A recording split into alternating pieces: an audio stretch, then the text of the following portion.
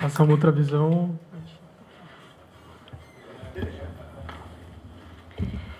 Bem, eu escolhi fazer a minha fala sobre o que eu considero uma indevida caracterização, modo de ver esse conflito como um conflito que se tornou islâmico, porque eu acredito que esse é o maior empecilho para a paz. Justamente por isso. Não tenho exatamente a resposta, mas esse é o maior empecilho, a meu ver. Colocar a emergência islâmica como o grande problema hoje é criar um novo bode expiatório. Se no século XIX os judeus foram bode expiatório do regime carcomido czarista russo, sobre os judeus lançavam os olhares da população para divergir dos próprios problemas do Império czarista, fomentavam, portanto, pogroms. Hoje, mundialmente, a gente tem um bode expiatório mundial, que é o islâmico, o árabe. Quando a gente olha uma cena de árabes ajoelhando no chão para rezar, o que vocês sentem? Muitos sentem medo. Por que medo de pessoas rezando? Porque isso foi colocado na nossa imaginação, no nosso imaginário, através de décadas. E, aliás, agora, que se fortaleceu após a queda da União Soviética, claramente, né, com o fim da Guerra Fria, o novo inimigo, o novo bicho-papão, o que você quiser chamar assim, mas o novo bode expiatório hoje são os islâmicos. E colocar esse conflito como um conflito islâmico, então, turva a visão. Impede que a gente olhe para os reais problemas, que são problemas concretos, problemas que são difíceis de resolver, mas podem ser resolvidos. E chegando, então, a alguns desses problemas, de forma alguma aqui eu vou conseguir ter tempo, espaço para falar de toda a complexidade deles, mas alguns deles, por exemplo, Camp David. Camp David foi muitas vezes considerado assim pela imprensa ou em diversos setores como uma grande oferta generosa de Ehud Barak, perdida na medida em que Arafat recusou. Bom, Arafat talvez alguns regimes colaboracionistas com os Estados Unidos também tenham acusado o Arafat de recusar. Acontece que Arafat não podia aceitar Camp David. Ele seria derrubado em seguida pelo povo palestino, porque Camp David, a questão de Jerusalém, a negociação que Camp David propunha em relação a Jerusalém não era devolver a Jerusalém Oriental ou alguma forma de compartilhar a Cidade Velha. O que se devolvia em Camp David de Jerusalém Oriental eram bairros distantes, né? Não era Jerusalém Oriental. Então, Ehud Barak dizia, estamos propondo a devolução de Jerusalém Oriental. E, na verdade, não era a Jerusalém Oriental. As trocas territoriais também eram bastante problemáticas. E a questão dos refugiados é uma questão que foi, em 1947, estabelecido pela ONU como um direito.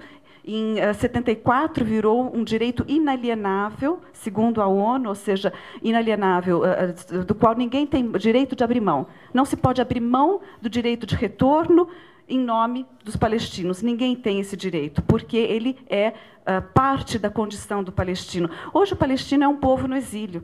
Se a gente pensa que a questão palestina é tratar dos territórios ocupados, é importante, é central, mas a questão palestina é a questão de um povo que está no exílio. É um povo disperso pelo mundo.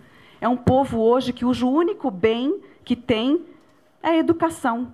E, por isso, os palestinos têm investido tanto na educação e têm os maiores índices de alfabetização em todo o mundo árabe. Não tem, perderam terras e tudo mais. Então, não trazer uma resposta a esse problema, como, aliás, a autoridade palestina também já está relegando, não resolve. Então, de fato, são várias as questões aqui.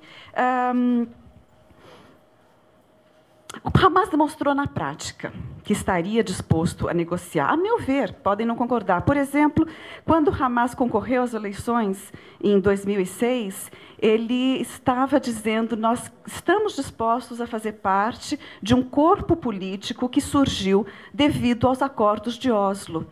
Faremos parte desse corpo e, ao fazer parte dele, nós nos estamos inserindo em um processo de negociações.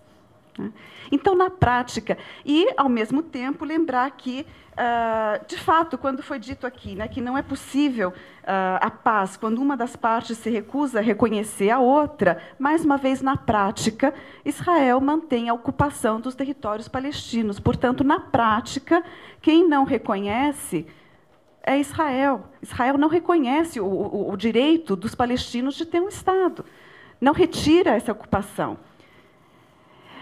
Várias foram, aliás, toda a forma como eu mencionei que começaram as negociações mostrava que a OLP estava absolutamente disposta a negociar. Hoje, em 2002, os Estados, a Liga Árabe, elaborou um plano de paz. Era uma proposta, foi chamada Proposta Árabe de Paz. Essa proposta consistia no seguinte: Israel se retira dos territórios ocupados em 67, totalmente, estabelece como fronteira a linha verde, que foi a linha do armistício de 49, devolve Jerusalém Oriental e se encontra uma solução negociada para a questão dos refugiados, que é uma questão difícil, e os Estados árabes, no seu conjunto, normalizam as relações com Israel. Essa proposta árabe foi negada por Israel. Não foi considerada, não foi levada adiante, a mídia sequer chega a mencionar. Então, a negociação tem sido extremamente difícil, sim, por questões históricas, questões concretas atuais. Historicamente falando, inclusive, a gente deve lembrar que o nacionalismo foi uma ideologia inserida no Oriente Médio no século XX, começo do século XX. O fato de não existir um Estado palestino antes do mandato britânico, que foi uma violência, o mandato britânico foi uma violência, foi uma ocupação colonialista de um território que fazia parte, até então, do Império Otomano. E o fato, então, de não haver um Estado palestino constituído anteriormente, não significa que não houvesse um sentimento de nacionalidade ou de proto-nacionalismo, que não tivesse uma comunidade, uma tradição, e que não tivessem propostas árabes. Os árabes, na Primeira Guerra Mundial, lutaram ao lado dos ingleses para expulsar os otomanos, chegaram a expulsá-los, inclusive chegaram a fundar um efêmero reino árabe, ou não chegou a ser isso, mas chegaram a conquistar a sua independência com sede em Damasco, e a Palestina faria parte disso. Toda essa política se transformou com a inserção da Inglaterra e França no Oriente Médio, que criaram fronteiras, mas criaram essas fronteiras. E a Palestina, que chamamos de Palestina histórica, são fronteiras das quais uma população foi violentamente expulsa. E essa é a reivindicação palestina. Eu não vou me alongar, mas, por exemplo, hoje a gente tem 20% da população de Israel é palestina. São os descendentes dos 300 mil que permaneceram, que não foram expulsos dos territórios. Aliás, por falar nesse período de 47, também a gente, se for olhar com um olhar um pouco mais cuidadoso, a gente vai ver que houve um Estado que, ali, nesse momento, se formou, não reconhecendo a resolução da ONU. Eu não vou dizer que isso elimina o direito de Israel de existir, não é isso. Mas, em 47, 48, até 49, Israel expandiu suas fronteiras para além daquelas determinadas pela ONU. Ou seja, ela não atendeu à resolução 181. Então, isso significa que essa resolução foi desrespeitada em 48 e 49. Pelo Estado de Israel na sua fundação. E depois os palestinos, todo um processo histórico, mas a partir de 67 passam a reivindicar o fim da ocupação da Cisjordânia e da faixa de Gaza, que são 22% da Palestina histórica. E hoje, o que os documentos vazados e publicados pela Al Jazeera estão mostrando é que a autoridade palestina estaria disposta a aceitar um Estado em menos de 10% da Palestina histórica. E isso resolveria o reclamo da população, a necessidade de justiça da população. Você não consegue fazer paz sem justiça. Você não consegue fazer paz sem atender o que a população reivindica, vê como justo. Então, assim, a princípio, eu seria a favor de uma solução de 2 Estados. Se essa é a reivindicação palestina, se essa for a reivindicação palestina, eu não sou palestina, eu não posso decidir pelos palestinos, não sou israelense, tampouco não posso decidir por eles. Mas se a solução de 2 estados puder trazer uma resposta para as reivindicações palestinas e puder trazer a paz, eu acho que ela é um grande avanço, um cenário a ser tratado com todo cuidado e carinho. Mas, para além dele, porque existe a possibilidade de que, se ele for criado da forma como se vê ele ser criado, ou seja, não recuando para a fronteira de 67, não devolvendo Jerusalém Oriental, não atendendo a uma solução justa da questão dos refugiados, se isso acontecer, ele não vai resolver o conflito. O Estado palestino criado não vai ser um Estado viável, ele vai ser um Estado economicamente subjugado, não vai ser um Estado soberano, os conflitos vão continuar. Então, isso não seria uma solução. E se a gente olhar um pouco a demografia ainda de Israel, 20% são palestinos. São palestinos, cidadãos de segunda classe, que hoje ainda enfrentam um problema, que é essa proposta de lei do governo israelense de exigir que todo não israelense jure lealdade ao Estado judeu, o que é visto como uma forma extremamente preocupante por esses cidadãos palestinos, que podem, de uma hora para outra, passar de cidadão de segunda classe para não cidadão, né, de um Estado judeu, extremamente preocupante. Agora, além disso, você tem 50% do Estado de Israel que são judeus de origem árabe. 50% de origem árabe, com 20% de palestinos, você tem 70% de Israel que tem uma origem, uma cultura, alguma história em comum com os árabes.